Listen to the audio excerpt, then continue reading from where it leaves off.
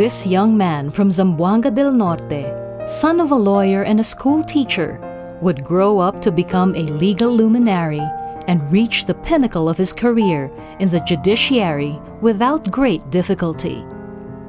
But in 1955, when his mother brought him to his university dormitory, he did not expect the challenges that he would face on his first year in university.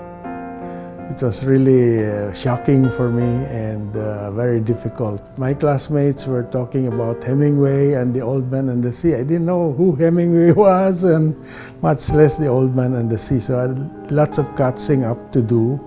But I enjoyed it. I was a boarder in the Ateneo Bellarmine Hall, which at that time was situated at the back of the gym. Even at a young age, Adolf had grit and tenacity, and in no time, the bright and hard-working young man overcame his difficulties and obtained his Bachelor of Arts degree with honors. In 1963, he was admitted to the Philippine Bar, placing fourth in the bar examination. I joined my father, who was a lawyer, in his law office, and that was not too long because then an opening in the Court of Appeals under Justice Bengson occurred, and I was offered to work with him, and I did, and he was my boss for the next 5 years in the Court of Appeals. When he went to the Supreme Court, he brought me with him, and he taught me a lot. He was one of my mentors, Justice Jose P. Bengson. After 5 years of working with Justice Bengson in government and 3 years in private practice, Adolf ran and won as a member of the 1971 Constitutional Convention. He was 34 years old. In 1986, after the ouster of Ferdinand Marcos, he was appointed by President Corazon Aquino to the 48-member Constitutional Commission to draft a new Philippine Constitution. We went all over the country consulting with our people before we sat down to write the draft constitution on what they wanted to put there. And I'm very proud of our product. It has stood for 29 years unamended and has served, I think, the country very well. Of course, it's time to revisit it and perhaps change it completely with another constitution. It was as a constitutional commissioner that Adolfo Azcuna made his most notable contribution to the country's jurisprudence, the constitutional foundation for the adoption of the writ of Amparo. The writ of Amparo is a special remedy to protect rights given under the Constitution.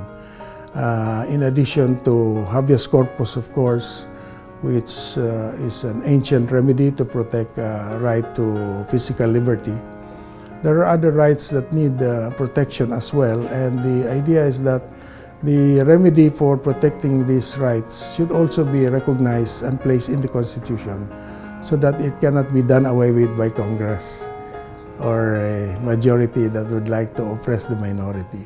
On September 25, 2007, Chief Justice Renato Puno officially announced the approval or promulgation of the writ of Amparo. In the announcement, Chief Justice Puno said, "Today, the Supreme Court promulgated the rule that will place the constitutional right to life, liberty, and security above violation and threats of violation.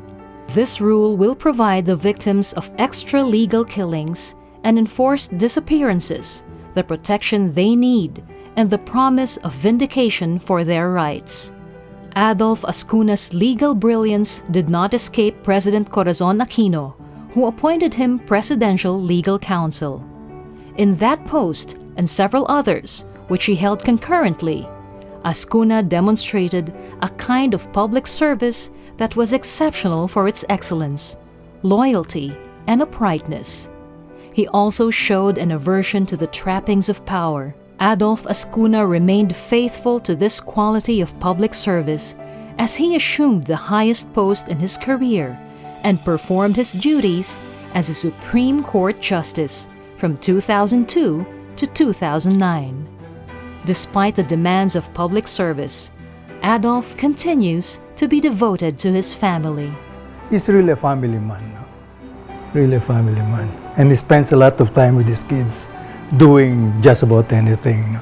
I think he really exemplifies very much our ideals of an outstanding leader, Atenean, someone who contributes greatly but remains a down-to-earth person, a great husband, father, family man. I would say that in terms of a legacy of a leader, that's very memorable. We are a country where people are very conscious about titles, conscious about places. He's not. He's not.